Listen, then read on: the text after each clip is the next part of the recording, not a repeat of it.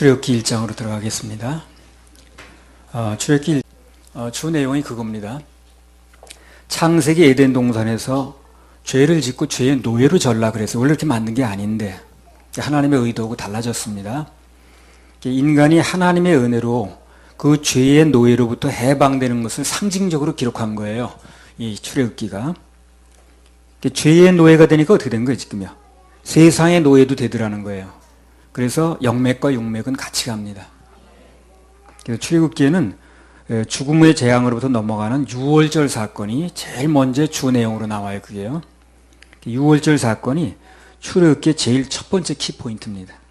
출애굽기 12장 12절에서 14절. 내가 그 밤에 애굽 땅에 두루 다니며 사람과 짐승을 물온하고 애굽 나라 가운데 처음 난 것을 다 치고 애굽의 모든 신에게 벌을 내리리라. 나는 여호와로라. 내가 애굽 땅을 칠 때에 그 피가 너희의 거하는 집에 있어서 너희를 위하여 표적이 될지라. 내가 피를 볼 때에 너희를 넘어가리니 재앙이 너희에게 내려 멸하지 아니하리라. 너희는 이날을 기념하여 여호와의 절기를 삼아 영원한 규례로 대대에 지킬지어다. 이스라엘 백성들이 노예로부터 해방될 때 죽음의 재앙을 면하는 유월절이 필요했거든요. 그래서 이게 상징적인 거예요. 그래서 인간은 누구나 지옥 갈 모든 죄로부터 해방이 돼가지고 둘째 사망을 면하는 개인의 유월절이 있어야 된다는 거예요.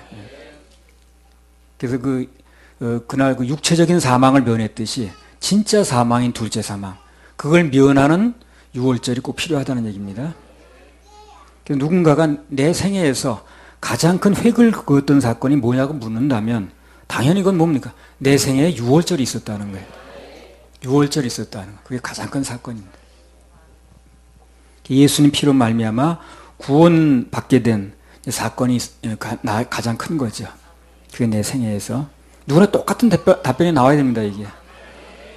무슨 사건이 가장 컸습니까? 물어보면 내 생에 내가 죄로부터 구원받은, 사망으로부터 구원받은 그런 내 유월절 사건이 있었습니다.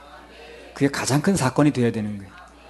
그 사건이 없는 사람은 다른 얘기를 자꾸 하더라고.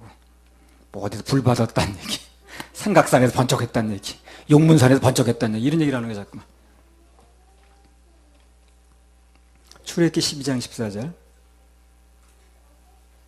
너희는 이날을 기념하여 여호와의 절기를 삼아 영원한 규례로 대대에 지킬지니라. 그래서 유월절 사건이라는 거는요, 일회성 사건이 아니에요.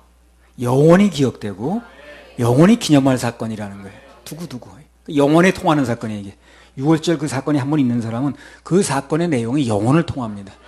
천국까지 가는 거예요. 아주 반드시 있어야 돼요. 그 사건이. 출애굽기에 나오는 가장 큰 사건은 죄로부터 해방이 돼서 그래서 죽음의 재앙으로부터 넘어가는 유월절 사건이 가장 큰 사건이라는 겁니다. 그리고 이제 출애굽기에 나오는 또 하나의 큰 주제가 뭐냐면 이제 서론을 얘기를 하는 거예요. 제사 얘기예요. 제사 얘기. 예배 얘기죠. 제사. 출애굽기 3장 12절. 하나님이 가라사대 내가 정녕 너와 함께 있으리라. 내가 백성을 애굽에서 인도하여 낸 후에 너희가 이 산에서 하나님을 섬기리니 이것이 내가 너를 보낸 증거니라. 예. 하나님께서 모세에게 말씀하시기를 네가 애굽에서 백성들을 이끌고 나오면 그다음에 뭘 하느냐? 뭘 하러 끌어내느냐 그 말이에요. 뭘 하느냐? 그 뒤 이 산에서 나를 섬겨라. 예배를 받으시겠다는 거예요. 일단 끌어내면 자유의 몸이 되면 포로에서 그러면 그 다음에 뭘 하느냐? 내가 너희들의 예배를 받겠다고 얘기를 하시는 거예요. 그 이제 목적을 얘기를 하는 겁니다. 지금 하나님 편에서 보실 때는 사람을 구원해내는 그 자체가 최종 목적이 아니에요.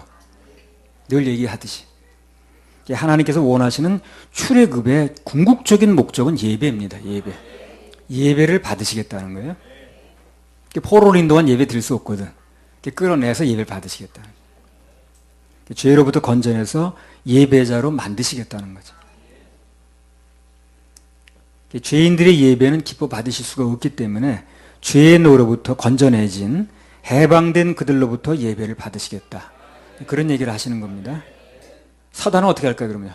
끝까지 그걸 또 방해하는 거예요. 끝까지 방해하는 거예요. 출애굽기가 간단히 말하면 예배 싸움인 거예요. 이스라엘 백성들 노예로부터 끌어내가지고 그들에게 예배를 받으시려는 하나님과 그것을 적극 방해하려는 사단과의 싸움. 한마디로 예배 싸움의 출애굽기의 이제 주제입니다, 그게. 예배는 싸움을 통해서 얻어지는 거기 때문에 그 싸움은 지금도 계속돼요. 지금도 예배를 드리려면 싸워야 돼요. 이스라엘 백성들이 출애굽을 위해서 싸웠듯이 우리도 예배를 출발하려면 각종 싸움이 있습니다. 출애굽할 때 싸움이 있었듯이 예배를 출발하려면 싸움이 있는 거예요. 환경과 싸워야 되고 또 뭐 바쁜 일하고 싸워야 되고 나 자신의 몸 상태하고 싸워야 되고 기분이 좋으냐 나쁘냐 감정하고 싸워야 되고 또 인간관계하고 싸워야 되고 급한 일하고 싸워야 되고 그런 것들과 승리한 결과로 그런 것들에게 승리한 결과로 예배에 출발할 수 있어요. 그 예배가 성공하는 겁니다. 그래서 각기 그 사정을 얘기 안 해도 그 예배 올 때마다 각기 그 어떤 싸움이 있었을 수 있어요. 그것에 성공한 결과로 이제 예배가 성공하는 겁니다. 사단이 계속 방해를 해요. 그 사람의 약점이 뭔가를 알아가지고 이 사람은 기분 나쁘게 하면 예배를 그르칠 확률이 많아. 그럼 계속 기분 나쁘게 하는 거예요. 또 이 사람은 어떤 소리를 들으면 마음이 상해가지고 예배를 그르칠 확률이 많아. 그런데 그런 소리 막 듣게 하는 거예요. 어떤 사람은 또 이런 일, 저런 일 해가지고. 나는 일이 제대로 안 돼 있는 거 보면 또 마음 상해가지고 그전에 나도 그렇게 영향받았거든. 근데 이제 그런 거에 좀 넘어가니까 그다음부터 그런 방법은 안 쓰더라고. 해도 안 통하니까. 출애굽기 3장 18절에 20절.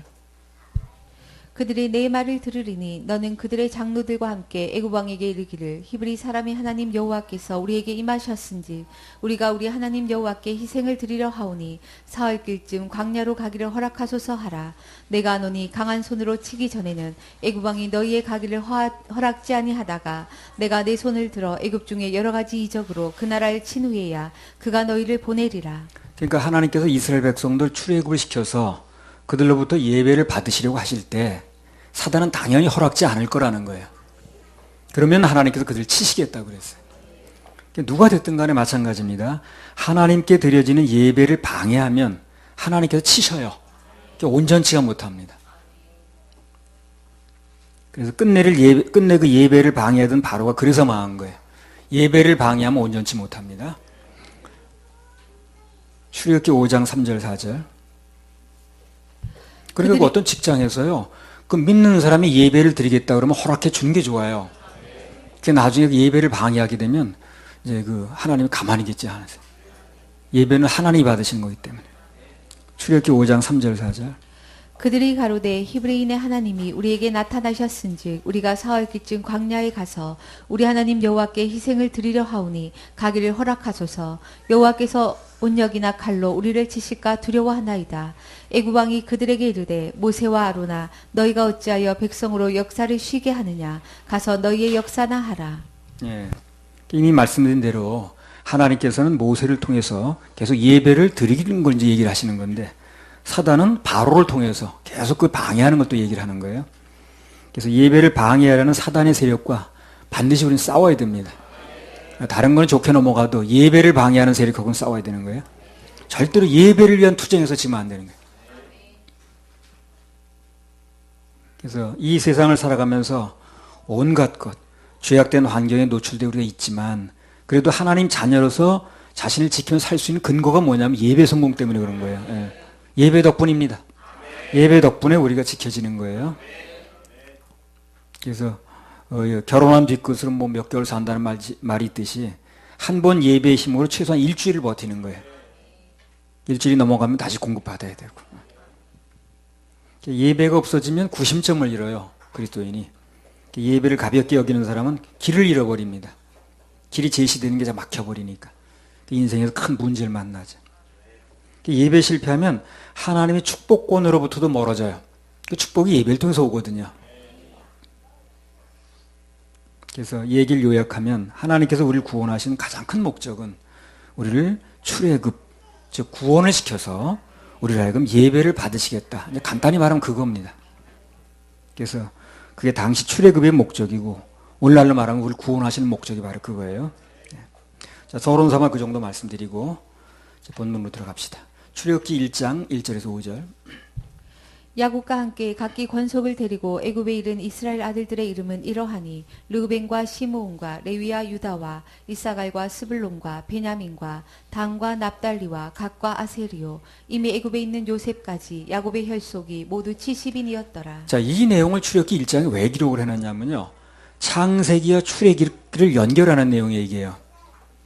그러니까 간단히 말하면 왜 그들이 이 애굽으로 이 애굽에 들어오게 됐고 그리고 애굽에서 나오게 됐나 하는 연결 얘기를 하는 겁니다. 그러니까 이들이 왜 출애굽기 이 애굽으로 오게 됐냐는 게 우선 하는 거예요. 하나님께서 이제 야곱과 그들의 가족들을 특별히 애굽으로 격리시켰거든요. 그 목적을 여러 번 얘기를 했습니다. 뭐라 그랬어요? 왜 그랬다고 그랬어요? 창세기 38장에 보면 그 장차 메시아의 족보를 이을 그 지파가 유다 지파인데 그 유다가 이방 여자와 결혼을 하는 거예요. 그래서 아이까지 막 낳고 그러잖아요. 근데 그게 하나님께 굉장히 충격적인 일인 거예요. 그냥 내버려두면 어떻게 됩니까? 그 유다 지파 자체가 지금 망가지는 거예요. 거기서 메시아 족보가 나와야 되는데. 그래서 그들과 섞이면 안 되겠으니까 메시아 족보에도 문제가 생기니까 그래서 하나님께서 이방 민족과 이스라엘이 섞이는 것으로부터 보호하기 위해서 그래서 일정한 기간 동안 그들을 보호하시려고 애굽으로 격리시키는 거예요. 그래서 들어오게 된 거예요. 애굽으로. 그 선발대는 누굴 보냈어요? 요셉을 보내는 거예요. 예. 창세기 46장 33절 34절. 바로가 당신들을 불러서 너희의 업이 무엇이냐 묻거든 당신들은 고하기를 주의 종들은 어렸을 때부터 지금까지 목축하는 자유인데 우리와 우리 선조가 다 그러하니이다 하소서. 애굽 사람은 다 목축을 가증히 여기나니 당신들이 고센 땅에 거하게 되리이다. 예. 애굽인들은 목축을 가증히 여긴다는 거예요.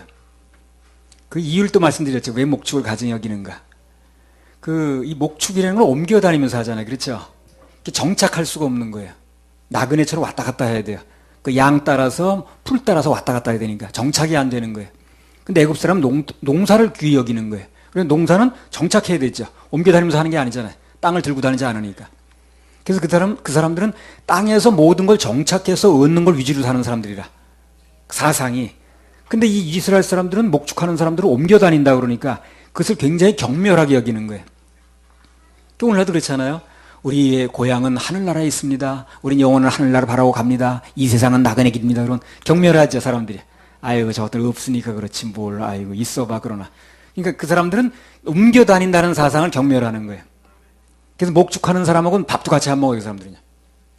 그러니까 하나님 편에서 볼 때는 섞이지 않게 딱 좋은 거예요. 그들이 막 섞여주면 안 되는데, 거기 가면 애국 사람들이 자동적으로 분리를 해주니까. 안 섞으려고 그러니까. 그러니까 격리하기가 좋은 거예요. 그래서 애국으로 보내는 겁니다. 근데 보내는데 이제 그걸 먼저 선발대로 요셉을 먼저 보낸 거죠. 창세기 45장에 보면 요셉이 그러잖아요, 형들한테. 내가 선발대로 앞서왔다고 그러잖아요. 하나님의 일을 위해서 내가 앞서온 사람이다. 그 선발대로 왔다고 그러잖아요. 정확하게 말하는 거예요, 그게. 그것만 보더라도 하나님께서는 우리 하나님의 자녀들이 이방인들, 즉 믿지 않는 자들로 섞이는 걸 얼마나 싫어하는가, 얼마나 민감하게 여기는가, 이걸 볼 수가 있어요. 하나님이 얼마나 그게 민감하게 여기는 일인데 우리 모르고 막 섞이는 거예요. 그냥 말로 섞고 그냥 뭐 어떤 때는 그냥 뭐 생활로 섞고 사상으로 섞고 몸으로 섞고 막 그러는 거예요. 그래서 성경에 보면 누누이 하나님께서 섞이지 않는 문제에 대해서 그걸 굉장히 강조를 합니다. 신명기 7장 2절에서 하죠. 내 하나님 여호와께서 그들을 내게 붙여 너로 치게 하시리니 그때에 너는 그들을 진멸할 것이라. 그들과 무슨 언약도 말 것이요 그들을 불쌍히 여기지도 말 것이며 또 그들과 혼인하지 말지니 내 딸을 그 아들에게 주지 말 것이요 그 딸로 내 며느리를 삼지 말 것은 그가 내 아들을 유혹하여 그로 여호와를 떠나고 다른 신들을 섬기게 하므로 여호와께서 너희에게 진노하사 갑자기 너희를 멸하실 것임이니라. 네.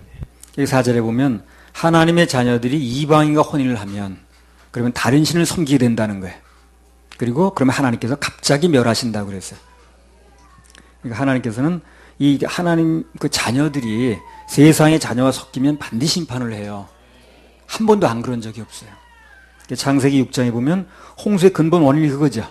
하나님의 아들들이 세상의 딸들로 섞이니까 거기서 자손들이 그런 자손이 나오니까 이제 쓸어버리잖아요. 믿지 않는 자와 하나님의 자녀들이 결혼하는 것만큼 하나님을 화나게 하는 게 없어요. 거기서 경건한 자손을 기대하지 못하는 거예요. 반대로 세상적으로는 좀 별로를 할지라도 상대가 그래도 그가 하나님의 자녀라는 것 때문에 결혼을 하면 그러면 좀 엄청난 또 칭찬받을 축복이 옵니다. 고린도서 6장 14절에 16절.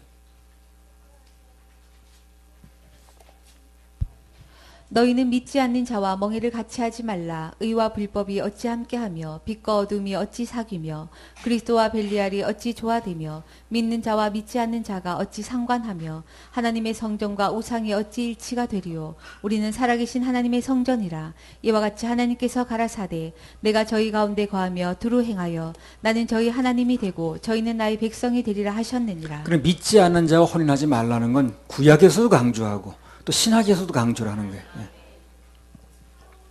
그 소에 대한 얘기라고 그랬죠. 이게 이제 그 몽해를 같이 하지 말라는 게. 몽해를 같이 맞이 하려는 게 우리나라에서는 좀 이해가 잘 안 되는데 이스라엘에서는 이해가 잘 되는 말이에요. 그 우리나라는 소가 한 마리가 갈죠. 밭 갈 때. 근데 이스라엘은 두 마리를 이렇게 같이 몽해를 메우게 해요. 두 마리 같이 가는 거죠. 두 마리가 같이 10만 합해서 갈게 되면 한 마리가 하는 것보다 훨씬 더 쉽겠죠. 그죠? 힘이 덜 들죠. 근데 문제는 두 마리가 같은 길을 가지 않으면 한 마리가 다른 방향으로 가려고 그러면 그때 문제가 달라지는 거예요. 그러면 이거 옆으로 가는 것도 소도 끌어야 되고 그리고 자기는 앞으로 갈아야 되고 그러니까 굉장히 힘들죠. 그래서 멍에를 같이 매려면 같은 마음을 가진 사람이어야 된다는 거예요. 당신의 자녀들을 사랑하셔서 같은 멍에를 같이 매라 이렇게 얘기를 하는 겁니다. 예. 믿지 않는 자 멍에를 같이 하지 말라는 건 하나님의 자녀를 사랑하셔서 힘들지 않게 하시려고 그렇게 말씀하시는 거예요. 사랑하니까. 할렐루야. 우리 하나님께 박수 올려드려요. 출애굽기 1장 6절에서 11절. 요셉과 그의 모든 형제와 그 시대 사람은 다 죽었고 이스라엘 자손은 생육이 중다하고 번식하고 창성하고 심히 강대하여 온 땅에 가득하게 되었더라. 요셉을 알지 못하는 세 왕이 일어나서 애굽을 다스리더니 그가 그 신민에게 이르되 이 백성 이스라엘 자손이 우리보다 많고 강하도다. 자 우리가 그들에게 대하여 지혜롭게 하자. 두렵건대 그들이 더 많게 되면 전쟁이 일어날 때에 우리 대적과 합하여 우리와 싸우고 이 땅에서 갈까 하노라 하고 감독들을 그들 위에 세우고 그들에게 무거운 짐을 지워 괴롭게 하여 그들로 바로를 위하여 국고성 비돔과 람셋을 건축하게 하니라. 이렇게 1장 8절 한 번 더 읽어보세요. 요셉을 알지 못하는 세 왕이 일어나서 애굽을 다스리더니. 네. 요셉이 살았을 때는 이스라엘 백성들이 그 덕분에 대우받고 잘 살았습니다. 근데 요셉이 죽고 나니까 새 왕이 일어났거든. 대번에 찬밥 신세 됐어. 그래서 늘 드리는 말씀이지만 사람 의지하면 안 되는 거예요. 이렇게 순식간에 바뀌는 거예요. 사람 의지하는 건 임시 방편은 될런지 모르지만 영원하지가 않습니다. 이사야 2장 22절. 너희는 인생을 의지하지 말라. 그의 호흡은 코에 있나니 수에 칠 가치가 어디 있느뇨. 예, 사람은 그 호흡이 끊어지면 모든 것으로 다 끝이 납니다. 예, 그래서 그런 거 의지하면 안 되는 거예요. 영원히 계신 분 의지해야 됩니다. 영원토록 나를 보호하실 그분을 의지해야, 그분 의뢰해야 그래 낭패를 당하지 않는 거예요. 자, 1장 11절. 감독들을 그들 위에 세우고 그들에게 무거운 짐을 지워 괴롭게 하여 그들로 바로를 위하여 국고성 비돔과 람셋을 건축하게 하니라. 예, 세상의 특징은 뭐 하는 거예요? 무거운 짐을 지우는 게 하는 거예요. 하나님 떠나서 세상 따라가다 보면 계속 짐만 져요, 짐만. 세상의 특징이 그거예요. 짐 지우는 거예요. 짐을 내려주는 게 아니라. 세상 따라가다 보면 무슨 짐이 이렇게 많이 지게 되는 거예요. 뭐 이런 짐 저런 짐 해가지고. 주일날 와서 교회 가서 뭘 하는 거야? 그 짐을 내려놓는 거야. 내게 오면 짐 내려놔 준다 그랬잖아요. 그러니까 이 예배 실패하는 사람은 그 짐을 계속 지고 있는 거예요. 그래 견디지 못해 나중에. 그래서 그 짐이 세상에서 지어준다 할지라도 주일날 예배에 와서 그 짐을 내려놓을 수 있어야 되거든. 그래 버틸 수 있는 건데 짐을 못 내려놓고 계속 가니까 망가질 수밖에 없죠. 하나님을 떠나서 눈에 보기 좋은 대로 따라가다 보면 그 인생에 전부 짐이 돼가지고 나중에 힘들어서 견디다 못해 쓰러질 때 이제 그렇게 되는 거죠. 세상은 친해지고 가까이 할수록 자꾸 속박합니다. 도박 중독에 걸리게 하고 게임 중독, 뭐 인터넷 중독, 마약 중독, 술 중독 해가지고. 근데 예수님은 어때요? 가까이 할수록 자유를 주셔요. 자유. 가까이 할수록. 예수님은 가까이 할수록 자유가 옵니다. 죄로부터 자유가 오고 물질로부터 자유가 오고 명예로부터 자유가 오고 권력으로부터 자유가 오고 먹고 사는 염려 걱정으로부터 자유가 오고. 우리 이제 하나님의 자녀들이 우리가 가진 매력이 뭔 줄 알아야 돼요. 매력이 뭐냐면 세상으로부터 자유함입니다. 그게 매력이에요. 사람들이 그게 없거든, 자기는. 그게 있어야 매력이 있는 거예요. 근데 똑같이 걱정하고 똑같이 염려하고 똑같이 붙들려 살고 그렇게 이제 예속돼 살면 아무 매력이 없는 거예요. 자기네나 우리나 다를 바가 없는 거예요. 세상에 우리한테 보는 게 그거거든. 야, 저 사람들 똑같은 세상을 살면서 매이지 않네, 저 사람들은. 자유가 있네. 이게 이제 매력인 건데. 똑같이 염려하고 똑같이 걱정하고 근심하면 아무 영향을 못 미치는 거예요. 매력도 없고. 아무튼 그래서 어떤 경우에도 하나님을 따라가는 사람은 주님 편에 서면 그 무거운 짐을, 세상에서 지어줬던 짐을 덜어주는 거예요. 수고하고 무거운 짐진 자들아, 다 내게로 오라. 그 짐을 어디서 지는 거예요? 세상에서 지는 거죠. 다 내게로 오면 내가 너를 쉬게 하리라. 그 장소가 예배 장소인 거예요. 주일날 예배 성공하면 그 짐이 또 덜어놔지니까 또 나가서 일할 수 있는 거죠. 출애굽기 1장 12절에서 14절. 그러나 학대를 받을수록 더욱 번식하고 창성하니 애굽 사람이 이스라엘 자손을 인하여 근심하여 이스라엘 자손의 역사를 엄하게 하여 고역으로 그들의 생활을 괴롭게 하니 곧 흙 이기기와 벽돌 굽기와 농사의 여러 가지 일이라. 그 시키는 역사가 다 엄하였더라. 네. 그러니까 사단이 하나님 자녀들을 대하는 코스가 나왔어요. 어떻게 하냐면 12절을 다시 읽어보세요. 그러나 학대를 받을수록 더 번식하고 창성하니 애굽 사람이 이스라엘 자손을 인하여 근심하여. 그러니까 사단은요, 우리가 잘 되면 어떻게 합니까? 근심합니다.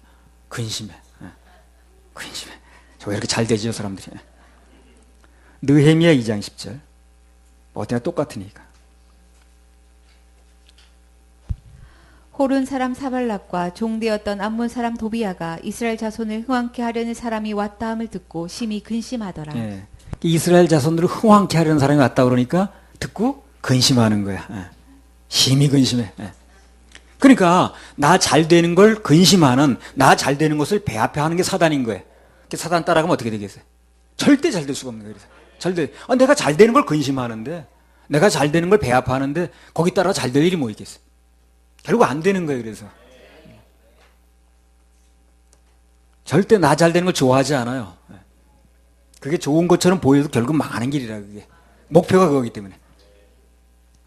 그리고 사단이 하나님의 자녀들을 이제 대하는 코스는 첫 번째는 근심하는 거고, 다음 단계는 실제적인 행동에 옮깁니다. 이제 느헤미야 4장 7절 8절.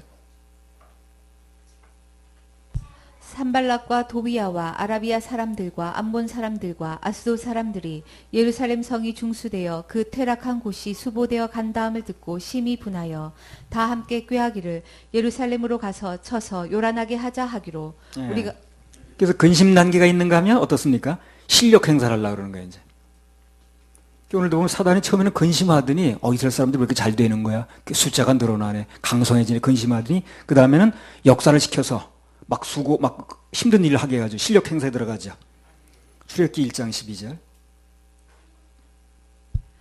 그러나 학대를 받을수록 더 번식하고 창성하니 애굽 사람이 이스라엘 자손을 인하여 근심하여. 예. 그래서 아주 근심해가지고 이제 학대에 들어갔는데 걱정할 게 없는 게 뭐냐면 그런 핍박과 학대가 오게 되면 하나님 역사도 더 강해져요. 예. 오히려 창성케 됐다 그러잖아요. 이게. 누를수록 이렇게 압력을 가할수록 더 창성해지더라는 거예요. 느헤미야 6장 15절 16절.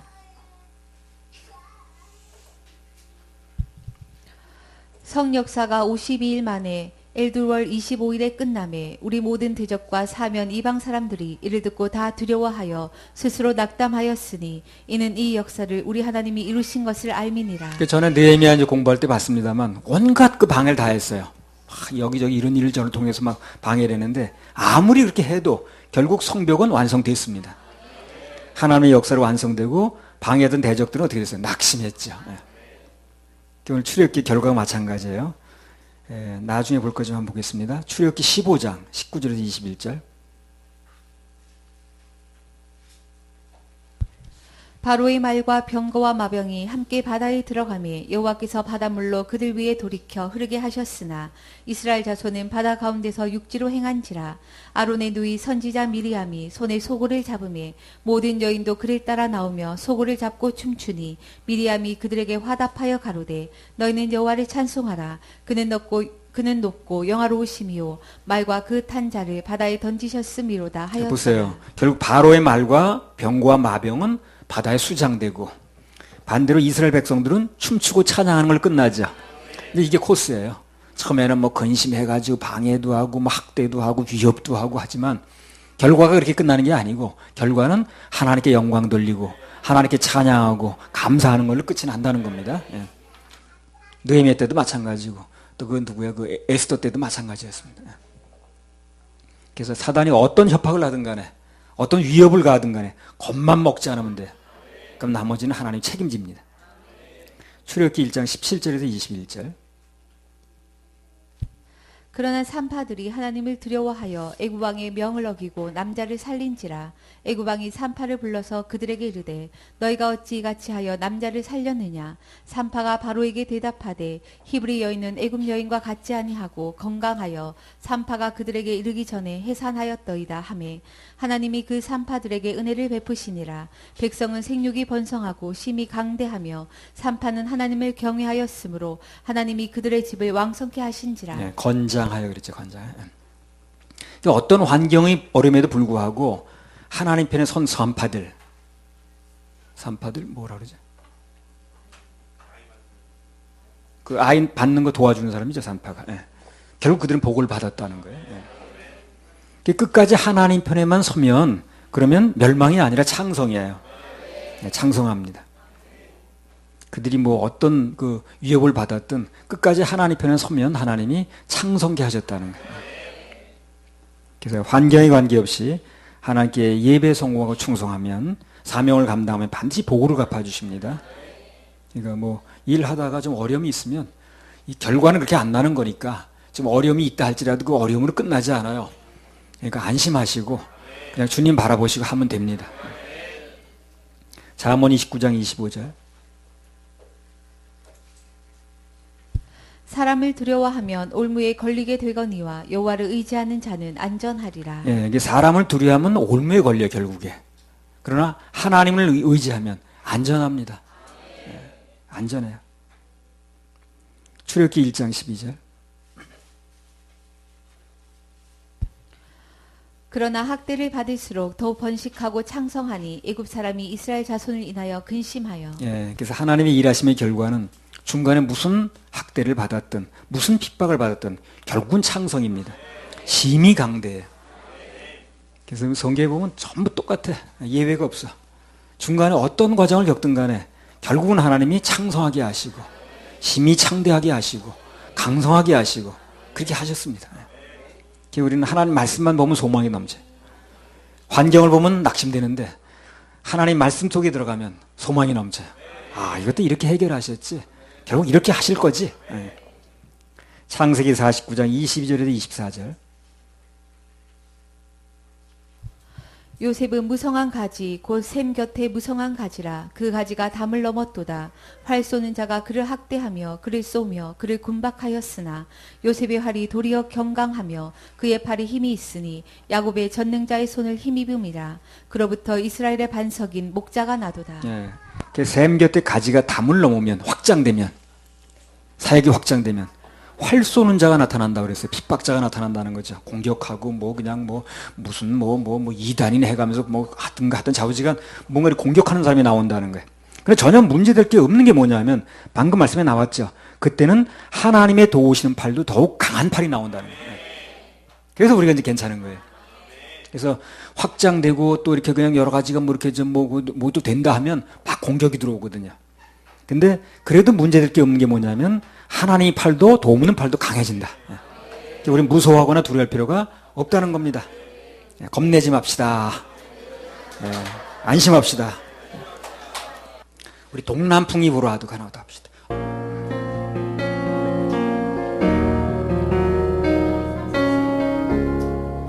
A-37.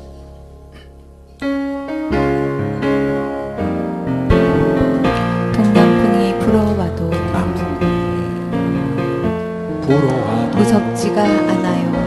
무섭지가 않아요. 우리 주님 함께하니 우리 주님 함께하니 두렵지가 않아요. 두렵지가 않아요. 바람을 꾸짖어 바람을 부짖어 잠잠케 하시 잠잠케 하시 예수님 모셨으니 예수님 모셨으니 염려 없어요. 염려 없어요.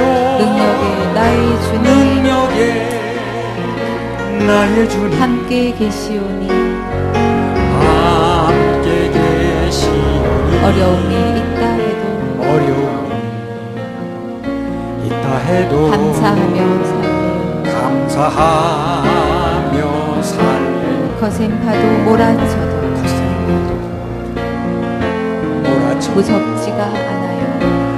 무섭지가 않아요. 우리 주님 꾸짖으며 우리 주님 꾸짖으며 두렵지가 않아요.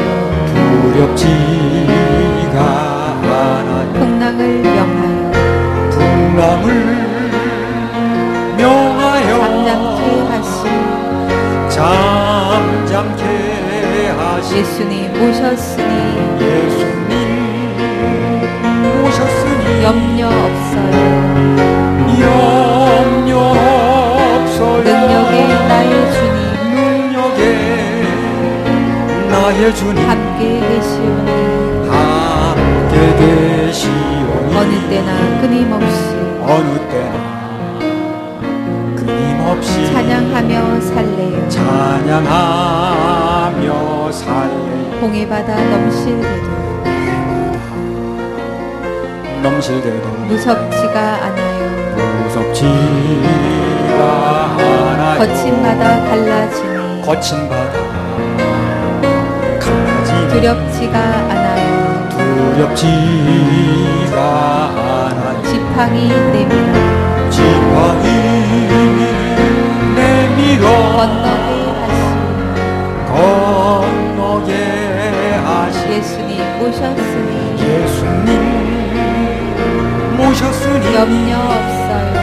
염려 없어요. 능력의 나의 주님 능력에 나의 주님 함께 계시오니 함께 계시오니 모든 것이 잘 될 때도 모든 것이 잘 될 때도 예배하며 살래요. 예배하며 살래요. 자, 출애굽기 1장 11절에 14절. 감독들을 그들 위에 세우고 그들에게 무거운 짐을 지워 괴롭게 하여 그들로 바로를 위하여 국고성 비돔과 람셋을 건축하게 하니라. 그러나 학대를 받을수록 더 번식하고 창성하니 애굽 사람이 이스라엘 자손을 인하여 근심하여 이스라엘 자손의 역사를 엄하게 하여 고역으로 그들의 생활을 괴롭게 하니 곧 흙 이기기와 벽돌 굽기와 농사의 여러 가지 일이라. 그 시키는 역사가 다 엄하였더라. 이스라엘 백성들이 해방이 되면은 하나님께 예배를 드릴 것 같으니까 사단이 어떻게 합니까? 고역으로 바쁘게 해가지고 그 예배 드리는 걸 방해하는 거죠. 사단의 주된 수법 중에 하나가 뭡니까? 바쁘게 하는 거예요. 바쁘게 해서 하나님 섬기지 못하게 하는 거예요. 정신 못 차리게 하는 거예요. 그 신경 안 쓰게 못 쓰게 만드는 거죠. 그래서 결국은 예배를 못 드리게 하는 거예요. 실패하게 만드는 거예요. 지금도 마찬가지 똑같아요. 바쁘게 만들어요, 자꾸. 뭘 바쁜지 바빠. 그래가지고 아주 정신없이 바쁘게 해가지고 주님 섬기는 일과 예배를 실패하게 하는 거죠. 그럼에도 불구하고 예배에 성공하면, 헌신하면, 최우선적으로 예배를 성공하는 걸 삼으면 그럼 모든 것은 저절로 해결됩니다. 그 나중에 보니까 저절로 해결되더라고. 홍해 바다도 저절로 갈라졌고, 하늘에 만나도 저절로 떨어졌고, 만나도 그 뭐 매출하기도 저절로 날라왔고, 사람이 부른 게 아니야 그게. 그래서 바쁘게 해가지고 정신없게 해가지고 예배를 못 드리게 하는 거예요. 거기 넘어가면 안 돼. 예배는 반드시 구별해 드려야 됩니다. 그럼 사단이 왜 그때나 이때나 똑같은 방법을 쓰는가? 똑같이 넘어가니까 자꾸. 그 방법만 쓰면 넘어가니까. 바꿀 필요가 없는 거예요. 사단이 머리가 나빠서 그런 게 아니고요. 사람을 바쁘게 하고 정신없게 하면 환경을 통해 역사하면 넘어가는 거예요. 그때나 이때나. 그러니까 똑같은 방법을 쓰는 거죠. 사단이 볼 때 그 효과 좋은 그 방법을 내버려 두고 굳이 다른 방법을 쓸 필요가 없는 거예요. 그러니까 사단이 할 수 있는 최고의 핍박은 뭡니까? 환경을 통해서 하나님의 자녀들을 괴롭게 하는 거예요. 고달프게 하는 겁니다. 최고의 핍박인 거예요. 그것만 잘 견뎌내면 더 이상 방법이 없어요. 그게 다예요, 다. 환경을 통해서 어떤 장애물들이 생길 때 그거를 이제 이기고 예배에 성공할 수 있으면 그 사람은 더 이상 방해물이 들어오질 않아. 자, 거기서 막히고 또 쓰러지니까 똑같은 방법을 쓰는 거예요. 출애굽기 1장 15절 16절. 애굽왕이 히브리 산파 시브라라 하는 자와 부하라 하는 자에게 일러 가로되 너희는 히브리 여인을 위하여 조산할 때에 살펴서 남자여든 죽이고 여자여든 그는 살게 두라. 예, 사단이 세상 일에 바쁘게 하는 것에 또 바쁘게 해가지고 예배를 이제 방해한다고 그랬는데 또 궁극적인 목적이 또 하나 있어요. 바쁘게 하는 것에. 왜 바쁘게 합니까? 아이를 못 낳게 하는 거예요. 아이를. 아이 낳는 걸 방해하는 거예요. 이스라엘 자손이 번성하지 못하게 만드는 거예요. 여자만 있어가지고 아이가 낳지는 않잖아요. 그러니까 이제 남자를 이제 번성 못하게 하는 거예요. 오늘날로 이거 바꿔서 적용을 하면 그래요. 그리스도인들을 바쁘고 정신없게 만들어서 영적인 아이를 생산 못하게 하는 거죠. 언제 그거 하고 있어? 지금 바빠 죽겠는데. 그래서 영적인 아이를 생산 못하게 만드는 거예요. 이게 또 이제 방법인 거예요. 우리가 그런 사단의 수법을 안다면 반대로 나가면 돼요, 우리냐. 바쁠수록 복음 전하고, 바쁠수록 양육하고. 그러면 사단은 그런 사람은 더 이상 건드리지 못합니다. 자기 수법이 안 통하니까. 근데 그 방법이 노상 통하니까 또 하는 거예요. 바쁘게 할수록, 정신없게 할수록 계속 복음 전하고, 계속 양육하고, 일은 계속 해야 됩니다. 그러면 하나님께서 도와주셔요. 도와주는 건 둘째 치고 사단이 건드리지 못해요. 자기 방법은 다 쓴 거니까. 출애굽기 1장 22절. 그러므로 바로가 그 모든 신민에게 명하여 가로되 남자가 나거든 너희는 그를 하수에 던지고 여자여든 살리라 하였더라. 사단이 이제 직접 실력 행사로 나오는 거죠. 우리 이제 그리스도인들은요, 이걸 잘 슬기롭게 대처해야 됩니다. 예수 믿는 것 때문에 실제적으로 어려움이 올 수가 있어요. 고난이 올 수가 있습니다. 예수 믿고 나니까 왠지 사업이 더 안 될 수도 있고요. 없던 병이 생길 수도 있고요. 또 좋았던 사람과 관계가 나빠질 수도 있어요. 그때가 진짜 주님 바라볼 때입니다. 그때 진짜 주님 바라봐야 돼. 평소에 뭐 주님 바라본다고 얘기하는 거다 할 수 있습니다만 그럴 때 진짜 주님 바라봐야 돼. 그럼 결국은 전화위복을 만듭니다. 합력선을 만들어요. 사람들은 그게 이제 좀 어려운 일이 닥치게 되면 또 그게 좀 해결이 늦어지면 조금만 시간이 흐르면 대부분 그 입에서 그런 말이 나와. 아우, 예수 믿어도 소용이 없어. 하나님 뭘 하시는 거야? 뭐 그런 소리 하죠. 근데 그때가 바로 인내할 때예요. 그때가 바로 주님의 일하심을 기대할 때입니다. 주님 바라볼 때 그때예요. 실력이 거기서 나오는 거예요. 야고보서 1장 4절. 인내로 온전히 이루라. 이는 너희로 온전하고 구비하여 조금도 부족함이 없게 하려 함이라. 인내의 결과는 반드시 우리를 온전하게 만듭니다. 다 구비되게 만들어요. 조금 더 부족함이 없는 사람으로 만듭니다. 그런 일을 만들려다 보니까, 그런 사람은 그릇으로 만들려다 보니까 어떤 고난을 통해서 그걸 만드는 거예요. 불 속에 넣어가지고 도자기 같은 걸 만들어내듯이. 삶에서 모든 것을 견디고 이길 수 있는 항체를 만들어줍니다. 히브리서 12장 3절.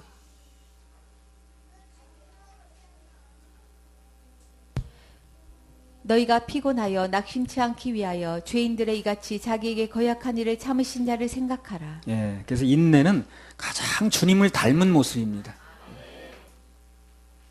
죄인들이 이같이 거역한 일을 참으신 자, 예수님을 생각하라는 거죠. 그래서 피곤하지 않기 위해서는, 낙심치 않기 위해서는 그 주님을 닮은 모습이 가장 닮은 모습이 인내하는 모습이에요. 그래서 우리가 주님을 닮아간다는 모습이 뭐냐? 어떤 일에도 인내하는 모습, 견디는 모습, 가장 주님 닮은 모습입니다. 참지 못하고 견디지 못하고 막 뛰는 모습은 가장 주님하고 먼 모습이에요. 그래서 기다리면 주님이 가장 좋게 일하십니다. 할렐루야. 우리 하나님께 박수 올려드려요. 우리 자, 레위기 2장 1절에 10절.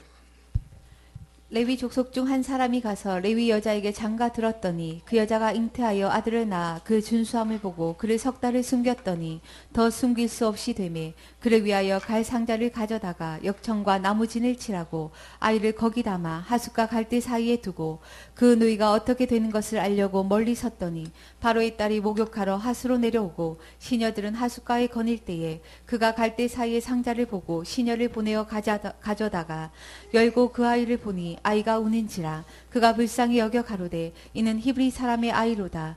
그 누이가 바로의 딸에게 이르되 내가 가서 히브리 여인 중에서 유모를 불러다가 당신을 위하여 이 아이를 젖먹이게 하리이까.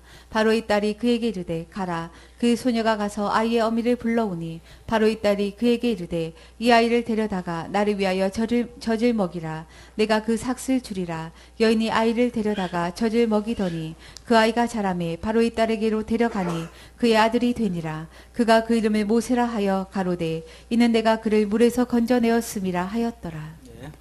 출애굽기 2장은 모세가 출생하는 것부터 결혼할 때까지 그 과정을 쭉 기록하고 있습니다. 모세가 출생하고 순환을 당하고 하나님의 섭리로 바로의 딸의 그 아들이 됐죠, 그죠? 그리고 유년 시절을 애굽 왕궁에서 보내게 됐습니다. 그리고 그다음에 살인하고 미디안 광야로 피신하고 그리고 거기서 그 십보라는 여자라고 결혼하죠. 그런 얘기들이 나와 있어요. 이 모세의 생애는요, 예수님 생애하고 비슷해요. 태어날 때 어떻습니까? 모세도 태어날 때 죽이라고 그랬죠, 바로가. 예수님 태어날 때 어떻게 했어요? 헤롯이 죽이라고 그랬죠. 똑같아. 그리고 예수님 공생애 전에 광야에서 이제 40일 동안 시험 받으셨죠, 그죠? 모세도 40년 쓰임 받기 전에 미디안 광야에서 연단 받았습니다. 그리고 모세가 이방인 여자를 아내로 얻었죠. 그 십보라가 이방인 여자잖아요. 예수님은 어떻습니까? 그 신부를 누굴로 얻었어요? 이방인 얻었잖아요, 예수님도. 여러분하고 난 이방인이에요. 그걸 아셔야 돼요. 이스라엘 사람 거절했습니다, 예수님을. 신부로 맞이할 수가 없었어요. 그래서 이방인들을 신부로 맞이했습니다. 그래서 여러분하고 나하고는 이방인인 걸 알아야 됩니다. 이스라엘로 착각하면 안 돼요. 착각하는 사람들이 그 얘기를 하는 거예요. 환란에 들어가니 많이 하는 거예요. 착각해가지고. 이방인이, 자기네들은 이스라엘이 아닌데, 이방인은 환란에 들어가지 않아요. 신부가 되면. 그래서 모세가 이방인을 아내로 얻었듯이 예수님께서도 이방인인 우리를 신부로 얻으셨습니다. 그 택한 백성도 있는데 그 사람이 거절하니까 우리한테 차례가 왔어요. 그 이방인들은 원래 그 성경에 쳐주지도 않는데, 아이고, 쳐주는 것도 감사한데, 글쎄, 신부까지 됐으니 얼마나 감사한 겁니까? 생각해보면 엄청난 은혜. 그래서 은혜란 말이 나오는 거예요. 모세가 이스라엘을 속박에서 건져냈죠, 그죠? 포로에서. 예수님께서 우리를 모든 죄악에서 건져냅니다. 비슷해요. 그리고 모세가 일단 갔다가 구원자가 돼가지고 다시 돌아왔죠. 그랬죠? 예수님도 다시 돌아오신다고 그랬죠? 우리가 다시 돌아오십니다. 다시 재림하신다는 점 비슷해요. 출애굽기 2장 1절. 레위 족속 중 한 사람이 가서 레위 여자에게 장가 들었더니 레위 족속 중 한 사람이 가서 레위 여자에게 장가 들었더니 그랬어요. 이게 참 중요한 말이에요. 레위 족속 중 한 사람이 가서 레위 족속 여자에게 장가 들었다. 벌써 뭔가 될 조짐이 보이는 거예요, 이게. 결혼을 잘하는 거예요, 지금. 레위 족속이 레위 족속 여자한테 했다는 거거든요. 출애굽기 6장 19절 20절. 무라리의 아들 마울리와 무시니 이들은 그 연치대로 레위의 족장이요 아므람이 그 아비의 누이 요게벳을 아내로 취하였고 그가 아론과 모세를 낳았으며 아므람의 수는 137세이었으며. 그래서 하나님께서 모세를 택하실 때 그냥 택한 게 아니에요. 이 족보를 보는 거예요. 이 족보가 어떻게 되어 있는 걸 보는 거예요. 그 족보 얘기를 하는 거예요. 그래서 선택하기 전에 족보가 이렇다는 얘기를 하는 거예요. 집안을 먼저 봤다 그 말이에요, 한마디로. 우리 결혼할 때 어떻게 합니까? 집안 보지 않아요? 적어도 그 집안이 뭘 하는 집안을 보잖아요. 똑같습니다. 그래서 이 결혼만 하나님 원하시는 대로 해도 일단 점수를 따고 들어가요. 그래서 이 레위 족속 중에서 레위 족속 어떤 사람이 레위 족속 중에서 결혼했다는 얘기가 벌써 될 조짐인 거예요, 이게.